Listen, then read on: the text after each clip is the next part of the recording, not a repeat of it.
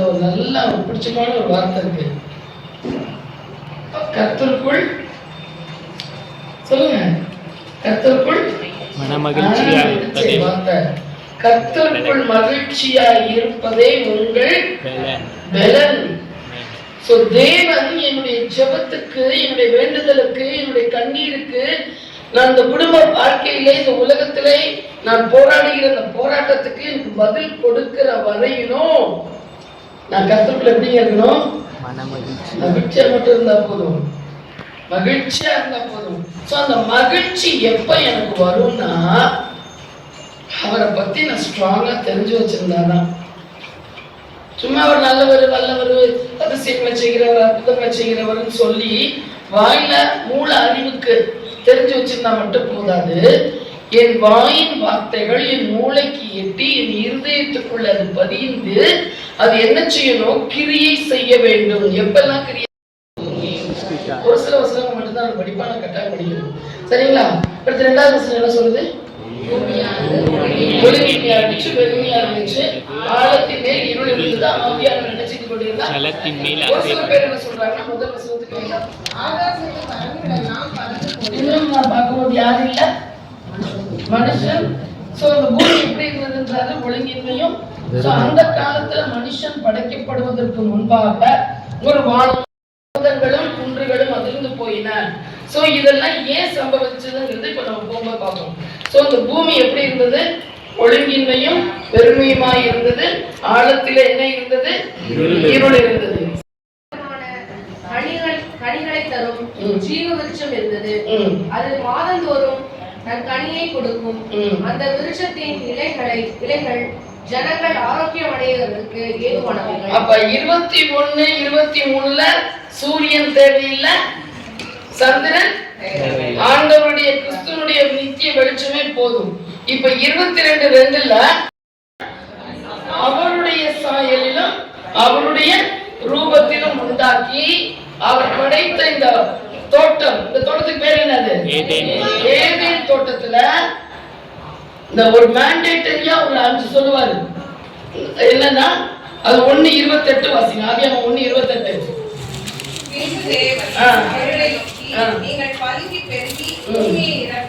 இப்படி வாசிக்கும். பல்கி பெருகி பூமியை நிரப்பி அதை கீழ்ப்படுத்தி சமுத்திரத்தின் மச்சங்களையும்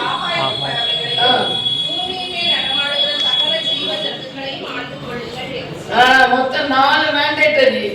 பல்கி பெருகி விலாயலும் இருந்த இடத்துல சோ அனஸ்தட்டிஸ்டா இருக்காரு, சர்ஜன், அவர் ஒரு சர்ஜன், ஆர்த்தோபெடிஷியன், ஒரு சர்ஜன், பிளாஸ்டிக் சர்ஜன், இத்தனையும் அவர் பண்ணார்.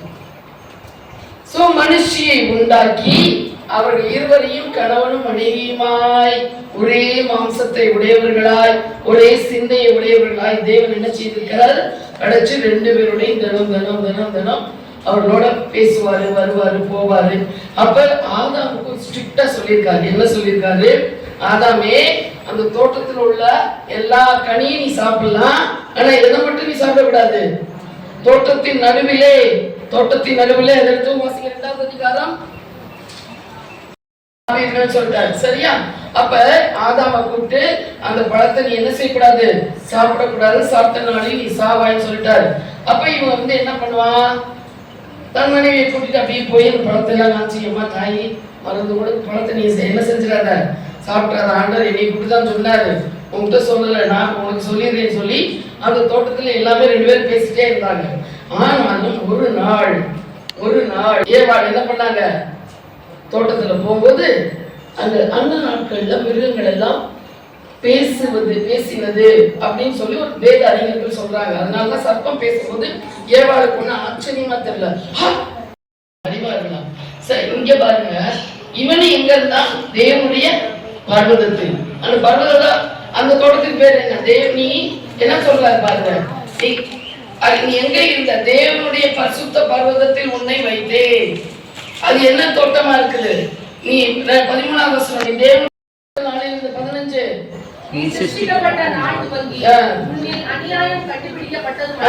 என்ன அநியாயம்? ஏசாயா 14 வாங்க, ஏசாயா 14 துதிக்கணும்.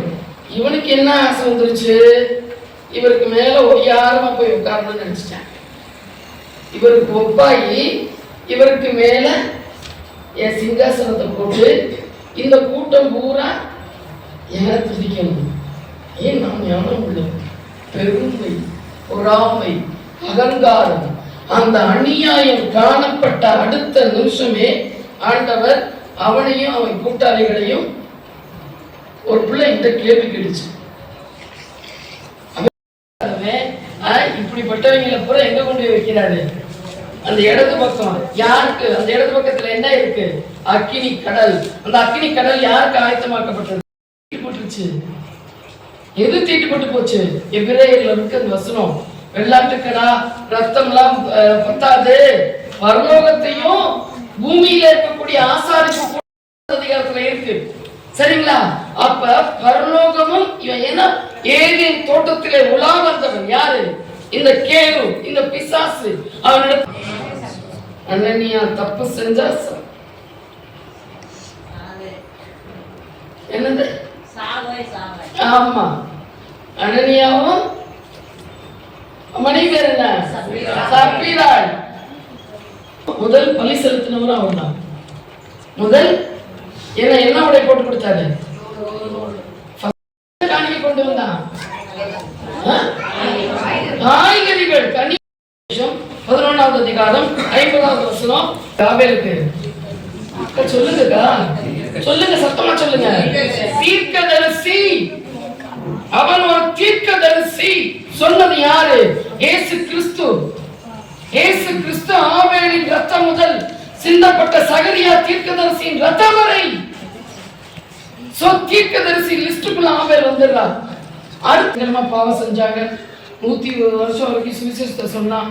அவன் காலத்துல ஆண்டு உலகத்தையே அழிச்சிட்டாரு. இவன் சந்ததியில வந்தவதான் யாரு? ஆபிரகாம். ஆபிரகாம் சாதாரண மனுஷன் இல்லைங்க, பெரிய பணக்காரன். அன்னைக்கு இன்னைக்கு இருக்கக்கூடிய யுஎஸ் யூனிவர்சிட்டி அதெல்லாம் அன்னைக்கு இருந்துச்சு. இருந்த இடத்துல இருக்கிறதுல பயங்கரமான கேரவன் ட்ரேடர். அவ்வளவு தூரத்துக்கு இதை விட்டுட்டு வெளியே வந்து ஆண்டவருக்காக நின்று ஆபிரகாமுக்கு 100வது வயசுல ஈசாக்க கொடுத்தார். ஈசாக்கு யாக்கோபுக்கு 12 கோத்திரத்தை கொடுத்தார்.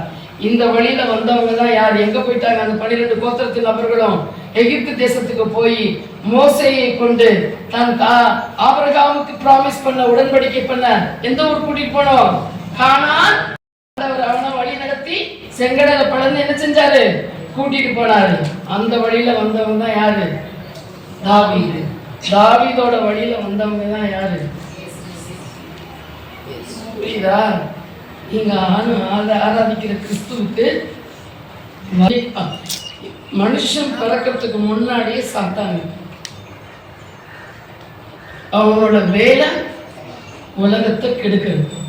அவனோட வேலை என்னது? உலகத்தை கெடுக்கிறது, ஆத்துமாக்களை கெடுக்கிறது. பலவிதமான விபத்துக்கள், ஆபத்துக்கள், நாசநாசங்கள் எல்லாவற்றையும் கொடுத்து தண்ணி பலியாய் ஒப்பு கொடுக்க சர்வலோகத்தின் பாவத்தை நிவர்த்தி செய்கிற சொன்னார்ல. யார்கிட்ட சொன்னாரு? எவர்களை முன்குறித்தாரோ அவர்களை அழைத்திருக்கிறார். எவர்களை அழைத்திருக்கிறாரோ அவர்களை நீதிமான்களாய் ஆக்கி இருக்கிறார். எவர்களை நீதிமான்களாய் ஆக்கி இருக்கிறாரோ அவர்களை மகிமைப்படுத்தி இருக்கிறார். இந்த மாதிரி நிறைய அற்புதம் செய்யறது மட்டும் வரலங்க. எதுக்கு வந்தாங்கன்னு சொன்னேன்? கிருபாதார பலியாய் தூக்கிட்டு போனாங்களா? பெரிய கல்ல வச்சாங்களா? ஆனா அந்த கல்லையும் தள்ளிட்டு யாரு வந்தா? ஏசப்பா. ஏசப்பா உனக்கா எனக்கா என்ன செஞ்சாரு? சிலுவை சுமந்தார், ரத்தம் சிந்தினார், உயிரை கொடுத்தார், உயிர்த்தெழுந்தார். நீ செஞ்ச பாவத்துக்கு ஆட்டப்பலி கொடுக்கிறார். ஆட்டப்பலி கொடுக்கிறார். ஒண்ணுமே பாவமே அறியாத அந்த வாஞ்சீவன் இல்லாத அந்த ஆடு உனக்காய் பலியாகிறது. அந்த பரிகாரத்தை ஆண்டவர் ஏத்துக்க மாட்டார். எந்த செய்ய போறீங்க? எப்படி அவருக்கு ஈடு செய்ய போறீங்க? எப்படி அவர் கணக்கு கொடுக்க போறீங்க? அவருக்கு என்ன மாதிரி காணிக்கை கொடுக்க போறீங்க? ஆபேலை போலவா? காயின் காணிக்கை கொடுத்தான். ஏன் அங்கீகரிக்கல தெரியுமா? அவன் ஒரு எதிர்பார்ப்போட கொடுத்தான். ஆண்டவரே எனக்கு நல்லா விவசாயத்தை விளைய வச்சிங்க, தேங்க்யூ லார்ட். நெக்ஸ்ட் டைம் நான் விவசாயம் பண்ணும்போது எனக்கு இதே மாதிரி 1000 மடங்கு திருப்பி கொடுங்க. ஸோ தேவன் செய்ய போகிறதை தீர்க்க தரிசனமாய் உரைத்து அதை நம்பி சொன்னதுனால அவன் நீதிமானும் தீர்க்கதரிசியுமாய் மாறி தேவனால என்ன செய்யப்பட்டான்?